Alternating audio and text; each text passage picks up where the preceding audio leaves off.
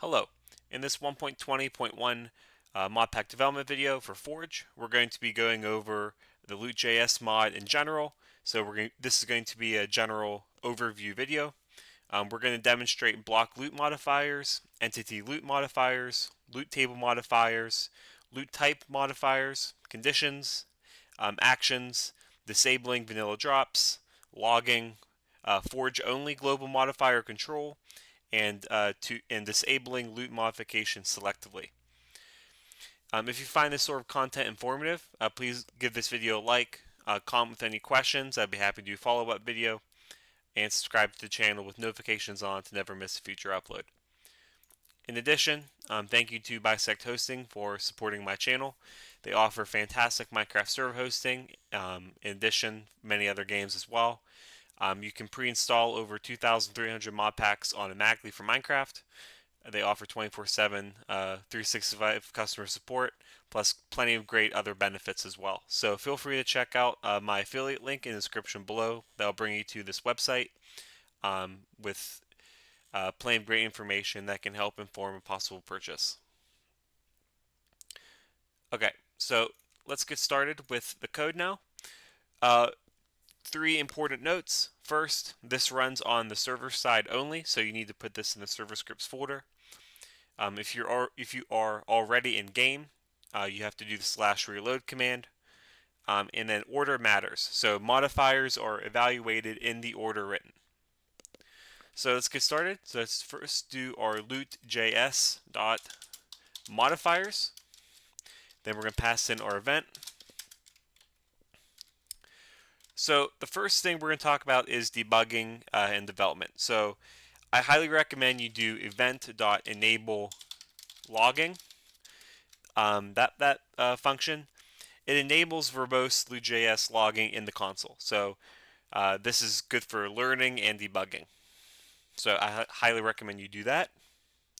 But our first actual modifications, we're going to start with block loot modifiers. So this is used when a block is broken. So example use cases include extra drops, rare drops, and replacement drops. Our first example here is we're going to add a chance for dirt to drop an item. So we're going to do event dot add block modifier. And inside here we're going to pass in the actual block, so Minecraft dirt. Then we're going to do the random chance chain. We're going to chain that function on, so anything after that is going to apply. So here, let's say we want to add diamonds as possible loot. So let's do Minecraft diamond. So here, there's going to be a 30% chance for any dirt block to drop a diamond when broken. Another example, let's make sticks drop from oak leaves. So let's do event.add block modifier, Minecraft oak leaves. Then we're going to chain on that random chance function. So let's make it 15% this time. And then let's add the loot. Minecraft stick.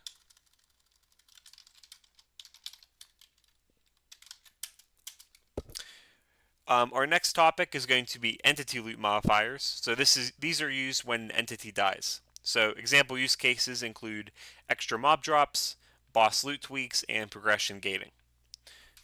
So here, let us do event.add entity loot modifier. And let's do the creeper first. And here, let's make it so creepers always drop extra gunpowder. So add loot Minecraft gunpowder. So as you can see here, there's no random chance chained function before this, so the gunpowder is always going to drop. Another example, let's make zombies have a small chance to drop iron nuggets. So we're going to do that with event.add entity loot modifier. Let's do Minecraft zombie. and let's add on that random chance function because we want to make it a certain chance. Let's make it 10%. Let's do add loot Minecraft iron nugget. Our next example, or next topic really, is going to be loot case or loot table modifiers. So for ID based. So this directly modifies a specific loot table. We use this when we want exact control. So let's modify the creeper loot table directly. So event dot add loot table modifier. Let's pass in the actual ID Minecraft entities dot creeper, and let's make a random chance. Let's make it 15, or let's do 25%, and let's add TNT.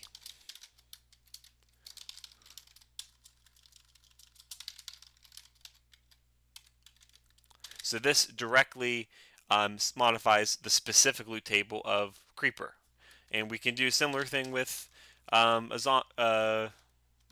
do zombie loot table modifier Minecraft entities.zombie, and let's make it drop leather with a 15% chance. So add loot Minecraft leather.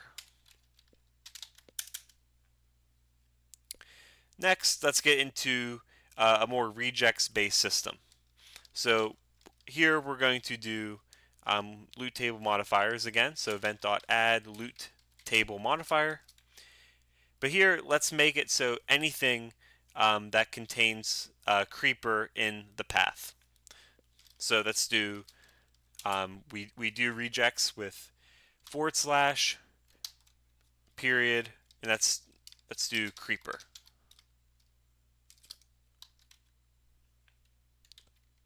So the asterisk means any set of characters. So that's anything with the creeper included.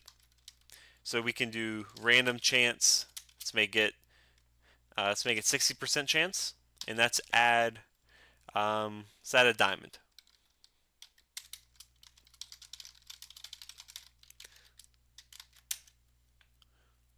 Another example, we can do all overworld chest loot tables. So let's do event, which would be a common use case. Loot table modifier, the same system, Minecraft chest,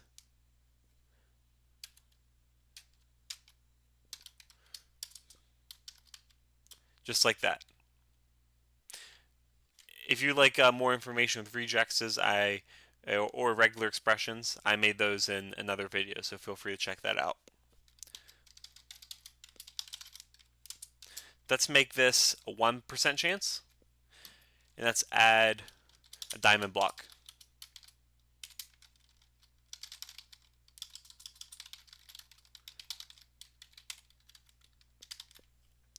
All right. Next, we're going to get into loot type modifiers. So these apply to all loot of a given type. These are best for global rules and balance changes. So let's do event.add loot type modifier. And here we can actually specify a type. So here, let us do an entity. Loot type.entity. And then let's add a random chance. Let's make it, 35%. And let us add dirt.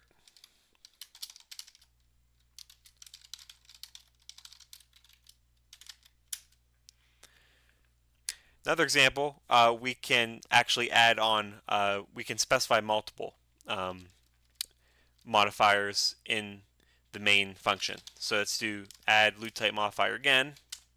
Here, let's pass in loot type dot block, and let's also pass in loot type dot chest. Here, let's make this a random chance of 75%, and let's add an iron nugget.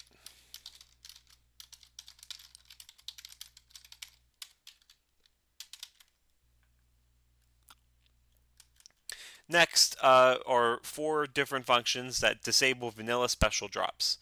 So there's many uses for these. So maybe like a hardcore or progression-based mod pack. The first one disables wither from dropping nether star. So disable event.disable wither star drop. And also there are the mob head drops. So let's do event.disable creeper head drop. And it's the same exact thing for the skeleton and zombie.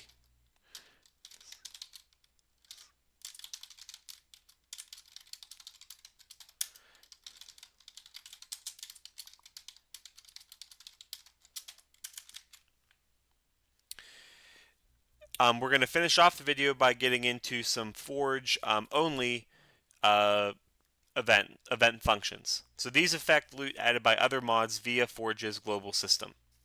So the first one we're going to do is the global modifier, get global modifier. So these inspect all registered global loot modifiers. So let's make a constant, global modifiers. Let's make that equal to event.get global modifiers. And then we can simply log them in a loop. So we can do global modifiers dot for each, and that's just use the word modifier as our internal scope variable. And we can do console.log global modifier, and then we can just pass in the modifier there. We can also remove a specific global modifier by ID. So this would be event.remove global modifier, and then inside here we would pass something in, some ID in. So maybe let's just say the mod's called example, and then the specific ID is example change. You can also just do the same thing from a whole mod, and you would do that remove global modifier. Let us say it's the same mod, so you would just do at example. In addition, you can disable loot modification. So this would prevent LootJS from modifying certain loot tables. So an example of this would be event.disable loot modification. And then inside here you could pass in a reject, a regular expression, or just a string. So let's start with a regular expression.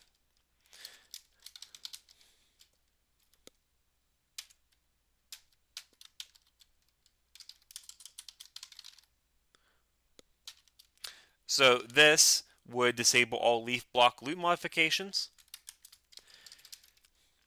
And then you could also just do a similar thing for an entity as well. So let's just do Minecraft entities /bat. So I hope this video was informative as a high-level overview on how LootJS works. Feel free to comment with any suggestions. I would be happy to make a follow-up video on a specific topic. But otherwise, if it was informative, please like, subscribe, turn notifications on, and again, thank you to Bisect Hosting for supporting my channel. Otherwise, thank you for your time watching this video, and have a great day.